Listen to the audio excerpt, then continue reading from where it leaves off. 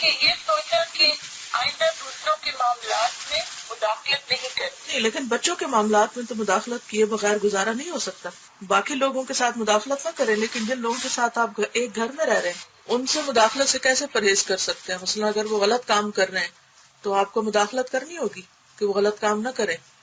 صاحبہ یہ صبا نے لکھا ہے کہ کل میں سارا دن ہر وقت اللہ کی مدد مانگتی رہی. یعنی انہوں نے کل کے سبق میں یہ سیکھا تھا کہ ہر معاملے میں اللہ کی مدد مانگے، اور اسی چیز نے ان کو ہیلپ کی کہ بچوں کے ساتھ اپنا معاملہ اچھا رکھے. الحمدللہ آپ سب کی اچھی کوششیں ہیں، لیکن پھر بھی میں یہ چاہوں گی کہ آپ لوگ مزید غور سے سنیں اور اہم چیزوں کو اپنے پاس نوٹ ڈاؤن کریں، کتاب کو بھی انڈر لائن کریں جہاں کوئی اہم چیز ہو، اور اس کے ساتھ ساتھ الگ ڈائری بھی بنائیں جس میں آپ یاد رکھنے کی ایک بات لکھیں، کیونکہ بعض اوقات ڈائری بھی اتنی لمبی لکھی جاتی ہے کہ اس میں پھر دوبارہ پڑھنے میں بھی مشکل ہو سکتی ہے. اور ہر روز کے ٹاپک میں سے کوئی ایک بات ایسی لے کر اٹھے کہ جس پر آپ اگلے دن تک غور کرتی رہیں اور اس کے مختلف پہلوؤں کو تلاش کریں. تو کرنے کے کام کیا ہیں؟ نمبر 1 غور سے سننا ہے. نمبر 2 اپنی ریڈنگ درست کرنی ہے. نمبر 3 میرے پڑھانے کے بعد اس پیج کو آپ خود بھی ایک دفعہ لاؤڈلی پڑھیں گے، چاہے کلاس کے فوراً بعد پڑھ لیں یا پھر آپ کوئی ایک وقت مقرر کر لیں اس وقت. اور نمبر 3 یہ کہ اہم حصوں کو ہائی لائٹ کرنا ہے، اس پر غور و فکر کرنا ہے. جو کچھ آپ سنیں گے، سوچیں گے، اس پر مزید نقطے تلاش کریں گے، اور پھر اپنے سے یعنی خود سے اس کو ایکسپریس کرنے کی بھی پریکٹس کریں گے. ایک تو یہ ہوتا ہے نا کہ انسان پڑھ کر سنا دے، اور ایک یہ ہے کہ جو کچھ پڑھا ہے اسے اپنے اندر ڈائجسٹ کرے اور پھر اپنے الفاظ میں اسے دوسرے کو بتانے کی کوشش کرے. وہ بات زیادہ افیکٹو ہوتی ہے. جیسے استاد میں نے بھی کل یہی کیا تھا کہ مجھے سب سے زیادہ جو کل بات اسٹرائک کی تھی نا وہ یہ تھی کہ مسائل سے لڑنے کی کوشش نہ کریں بلکہ مسائل کو نظر انداز کریں اور زندگی میں جو کنسٹرکٹیو چیزیں ہیں ان پہ زیادہ توجہ دیں. بالکل. مجھے یہ بات اتنی اچھی لگی کہ پھر میں نے اس کو لکھ کے نوٹس بورڈ پہ لگا دیا تھا کہ جب بھی کبھی ذہن میں یہ چیز آئے کہ نہیں ٹھیک ہے یہ پرابلم ہے یا یہ مسئلہ ہے تو میں فوراً اپنے آپ کو ریمائنڈ کروا لوں کہ نہیں مجھے زیادہ کنسٹرکٹیو کاموں پر توجہ دینی چاہیے. بالکل، کیونکہ مسائل تو جب تک ہم زندہ ہیں وہ ساتھی ہیں، وہ تو ختم ہو ہی نہیں سکتے. تو چلیے آج کا ہم سبق شروع کرتے ہیں. نحمده ونصلي على رسوله الكريم، اما بعد فاعوذ بالله من الشيطان الرجيم، بسم الله الرحمن الرحيم. رب اشرح لي صدري ويسر لي امري واحلل عقدة من لساني يفقهوا قولي. صفحہ نمبر 9. خدا. خدا ایک ہے. خدا ایک ازلی اور ابدی حقیقت ہے. ازلی کا مطلب ہے ازل سے، ابتدا سے، اور ابدی ان انتہا تک، ہمیشہ ہمیشہ کے لیے. وہ سب کچھ ہے، ہر چیز خدا سے ہے، خدا کسی چیز سے نہیں. خدا ہر چیز کا خالق بھی ہے اور وہی تمام عالم کا انتظام کرنے والا ہے. یہ عالم ہے لفظ عالم نہیں، ان دونوں میں فرق ہوتا ہے. عالم ہوتا ہے جاننے والا اور عالم ہوتا ہے جہان، دنیا، کائنات.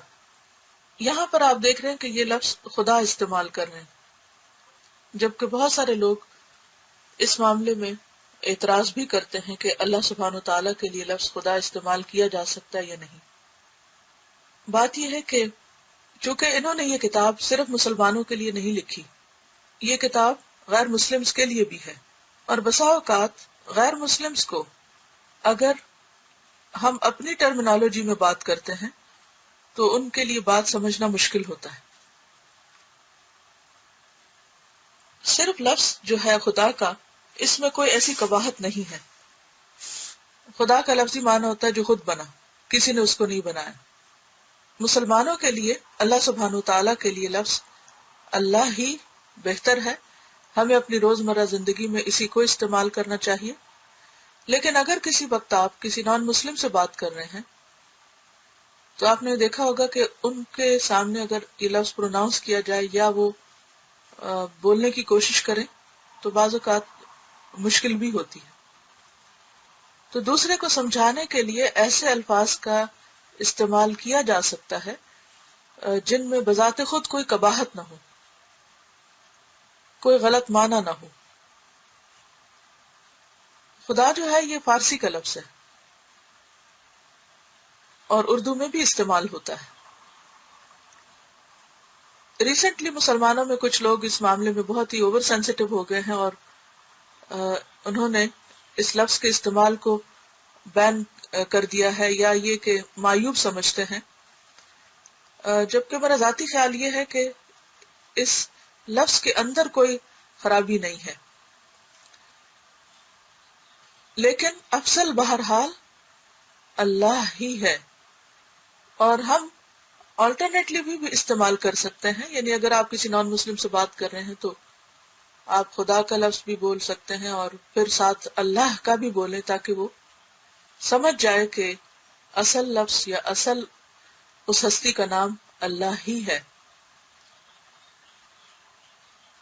جیسے تازہ انگلش میں گاڈ بھی جی ہاں اگر کہیں تو وہ زیادہ جلدی بات سمجھ جائیں گے. جی، کیونکہ اگر آپ کسی ایسے شخص سے جس کو اللہ سبحانہ و تعالیٰ کا تعارف ہی نہ ہو، اگر آپ اس کو اللہ کا لفظ بول کے تعارف کرا رہے ہوں تو وہ سب سے پہلے تو لفظ اللہ ہی میں گم ہو جائے گا کہ یہ کس کی بات کر رہے ہیں. ہو سکتا ہے اس کے لیے وہ بالکل اجنبی چیز ہو.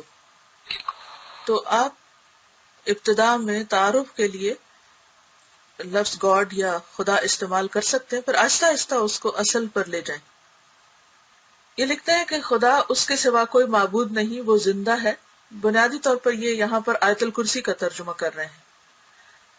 آیت الکرسی اللہ سبحانہ و تعالیٰ کا ایک بہترین تعارف ہے. آپ لوگوں میں سے جو لوگ قرآن مجید پڑھ چکے ہیں انہوں نے آیت الکرسی کی تفسیر میں یہ الفاظ سنے ہوں گے کہ آیت الکرسی اللہ تعالیٰ کا بہترین تعارف ہے، اور اس کو اگر آپ ایک خاص انداز سے لکھیں، مثلا سب سے پہلے اوپر لکھیں اللہ اور پھر لکھیں اللہ لا الہ الا ہو اور پھر اگلی لائن میں لکھیں الحی القیوم. شازی آپ کو یاد ہوگا کہ کراچی میں جب اس آیت کو پڑھایا گیا تھا تو میں نے اسی انداز میں لکھوا کر سافٹ بورڈ پہ لگوایا تھا تاکہ لوگ اس کو ایک نئے انداز میں لکھا ہوا دیکھیں اور زیادہ غور کر سکیں. جی بالکل استاذہ، الحمدللہ. اور اس سے یہ کہ یاد بھی رہی تھی وہ چیزیں اور جیسے ذہن میں پرنٹ ہو گیا تھا کہ اور ہر جیسے صرف پہ زیادہ فوکس کرنے کا موقع ملا تھا. جی ہاں، الگ الگ پھر غور و فکر کا موقع ملتا ہے. پھر اس کا جو پرنٹ ہے میں بھی ویب سائٹ پہ کہیں ہو، یعنی اس خاص انداز سے آیت الکرسی لکھنے کا، وہ پھر ان کو فراہم بھی کیا جا سکتا ہے تاکہ یہ لوگ بھی اپنے سامنے اس طرح لکھ کے لگا کر ایک ایک صفت پر الگ سے غور کریں. خدا اس کے سوا کوئی معبود نہیں، وہ زندہ ہے، سب کا تھامنے والا. اس کو نہ اونگ آتی ہے اور نہ نیند آتی ہے. اسی کا ہے جو کچھ آسمانوں میں ہے اور جو کچھ زمین میں ہے. کون ہے جو اس کے پاس اس کی اجازت کے بغیر سفارش کرے؟ وہ جانتا ہے جو کچھ ان کے آگے ہے اور وہ جانتا ہے جو کچھ ان کے پیچھے ہے، اور وہ اس کے علم میں سے کسی چیز کا احاطہ نہیں کر سکتے مگر جو وہ چاہے. اسی کی حکومت آسمانوں اور زمین پر چھائی ہوئی ہے، وہ تھکتا نہیں ان کے تھامنے سے، اور وہی ہے بلند مرتبے والا. یہ اللہ سبحانہ تعالیٰ کا ایک بہترین تعارف ہے. اس کی تفصیل کے لیے آپ آیت الکرسی کی تفسیر سن سکتے ہیں جو کہ الگ بھی کیسٹ میں دستیاب ہے اور انٹرنیٹ پہ بھی اس کا لنک آپ کو مل جائے گا.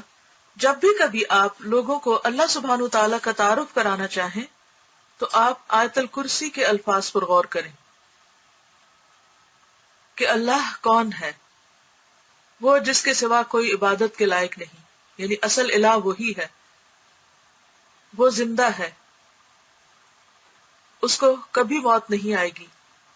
سب کا تھامنے والا ہے، یعنی سب کو زندگی دینے والا وہی ہے. ہر چیز کا انتظام وہی چلا رہا ہے. آسمانوں کو تھامنے والا، اس کو نہ اونگ آتی ہے اور نہ نیند آتی ہے. یعنی انسانوں کے اندر جو کمزوریاں ہیں وہ اس میں نہیں. اسی کا ہے جو کچھ آسمانوں میں ہے اور جو کچھ زمین میں ہے. یعنی جتنی بھی چیزیں ہمیں نظر آتی ہیں، اس موقع پر آپ لوگوں کو چیزوں کے نام گن کے بتا سکتے ہیں کہ یہ بھی چیز، یہ سب اسی کی ہے، اصل مالک وہ ہے۔ کون ہے جو اس کے پاس اس کی اجازت کے بغیر سفارش کرے؟ یعنی سب سے بڑا اختیار اور طاقت اسی کے پاس ہے، سب فیصلے اسی کے ہیں، اور اس کے فیصلوں کو کوئی بدل نہیں سکتا، حتیٰ کہ اگر اس کے کسی فیصلے میں کوئی سفارش کرنا چاہے تو جب تک وہ اجازت نہ دے سفارش بھی نہیں کر سکتا۔ وہ جانتا ہے جو کچھ ان کے آگے یعنی لوگوں کے سامنے ہے، فیوچر ہے ان کا، اور وہ جانتا ہے جو ان کے پیچھے ہے یعنی ان کے پاسٹ کو بھی، اور ویسے فزیکلی بھی جو کچھ ہمارے پیچھے ہم نہیں دیکھ سکتے مگر اس کے لیے سب برابر ہے۔ اور وہ اس کے علم میں یعنی لوگ اللہ کے علم میں سے کسی چیز کا احاطہ نہیں کر سکتے۔ احاطہ کا مطلب یہ کہ اس کو پوری طرح گراسپ نہیں کر سکتے، اس کے سارے پہلوؤں کو نہیں جان سکتے، مگر جو وہ چاہے، یعنی جتنا علم وہ کسی کو دینا چاہے بس اتنا ہی علم انسان کے پاس ہو سکتا ہے۔ اس کی حکومت آسمانوں اور زمین پر چھائی ہوئی ہے، یعنی ہر جگہ اسی کا اختیار ہے، اسی کی بادشاہت ہے۔ وہ تھکتا نہیں ان کے سامنے سے، ان کے تھامنے سے، یعنی اللہ سبحانہ و تعالی ان سب چیزوں کو تھامے ہوئے ہیں اور ان کو سنبھالے ہوئے ہیں اور ان کو چلا رہا ہے، اور وہ اس سارے انتظام میں تھکتا نہیں۔ آپ دیکھیں کہ کوئی بھی انسان ہو، بوڑھا ہو جاتا ہے، ریٹائر ہو جاتا ہے، تھک جاتا ہے، اس کا دماغ کام نہیں کرتا، بھولنے کی بیماری کا شکار ہو جاتا ہے۔ اسی طرح گھر کے انتظاموں میں آپ دیکھیں کہ دن میں آپ کام کرتے ہیں تو شام تک آپ بالکل تھک چکے ہوتے ہیں، لیکن اللہ سبحانہ تعالیٰ ان تمام کمزوریوں سے بالا ہے۔ اسی وجہ سے ہم دیکھتے ہیں کہ ہر چیز ہمیں پرفیکٹ نظر آتی کائنات کے اندر، کبھی سورج کے نکلنے میں ایک سیکنڈ کی تاخیر نہیں ہوئی، اسی طرح باقی کاموں میں بھی۔ اسی طرح اللہ تعالیٰ کا ایک اور تعارف جو ہے وہ سورۃ اخلاص ہے، پلے کر دیجیے۔ ترجمہ ہے، قرآن مجید میں ارشاد ہوا ہے، کہو کہ وہ اللہ ایک ہے، اللہ بے نیاز ہے، نہ اس کی کوئی اولاد ہے اور نہ وہ کسی کی اولاد، اور کوئی اس کے برابر کا نہیں۔ قرآن کی یہ سورت، سورۃ الاخلاص، بعض لوگ اس کو اخلاص پڑھتے ہیں تو یہ اخلاص ہے، توحید الہی کی سورت ہے، یعنی اس میں اللہ تعالیٰ کی وننس اور ایک ہونے کی بات کی گئی ہے۔ وہ نہ صرف یہ بتاتی ہے کہ خدا ایک ہے، بلکہ اس میں یہ بھی بتایا گیا ہے کہ خدا کے ایک ہونے کا مطلب کیا ہے۔ اس صورت میں خدا کے تصور کو تمام آمیزشوں سے الگ کر کے پیش کیا گیا ہے جس میں ہر زمانہ کا انسان مبتلا رہا ہے، یعنی ہر دور میں اللہ تعالیٰ کے بارے میں لوگ غلط فہمی کا شکار رہے اور اس کے ساتھ دوسروں کو الہ قرار دیتے رہے، تو یہ صورت ان سب کی نفی کرتی ہے۔ خدا کئی نہیں، خدا صرف ایک ہے، سب اس کے محتاج ہیں، وہ کسی کا محتاج نہیں، وہ بذات خود ہر چیز پر قادر ہے۔ وہ اس سے بلند ہے کہ انسانوں کی طرح وہ کسی کی اولاد ہو یا اس کی کوئی اولاد ہو۔ وہ ایسی یکتا ذات ہے، یعنی یونیک، جس کا کسی بھی اعتبار سے کوئی مثل اور برابر نہیں، کوئی ایکول نہیں، کوئی پارٹنر نہیں۔ ہر قسم کی یکتائی صرف ایک ہستی کے لیے ہے، یعنی یونیکنس جو ہے وہ صرف ایک ہی کے لائق ہے، اور وہ ہستی صرف خداوند ذوالجلال کی ہے۔ ایک خدا کا تصور اسلام کا مرکزی یعنی سینٹرل پوائنٹ ہے، سینٹرل تصور ہے، کانسیپٹ ہے۔ یہی عقیدہ اسلام کا اصل سرا ہے، اور یہی اسلام کی تمام تعلیمات کا واحد سرچشمہ ہے۔ یہ جملہ جو ہے آخر کا، یہی اسلام کی تمام تعلیمات کا واحد سرچشمہ ہے۔ اس کا کیا مطلب ہے؟ یعنی یہی سے ہمارے دین کی باقی تمام چیزیں جو ہیں ان کا نقطہ آغاز یہی ہے۔ تو آج کے اس سبق میں جو کرنے کا کام ہے وہ یہ ہے کہ آپ اللہ تعالیٰ کے بارے میں غور و فکر کریں گے، مختلف چیزوں پر غور کریں گے کہ یہ کیسے بنی ہیں، کس نے بنایا ان کو اور کیوں بنایا، اور اللہ کے سوا کوئی اور الہ کیوں نہیں ہو سکتا۔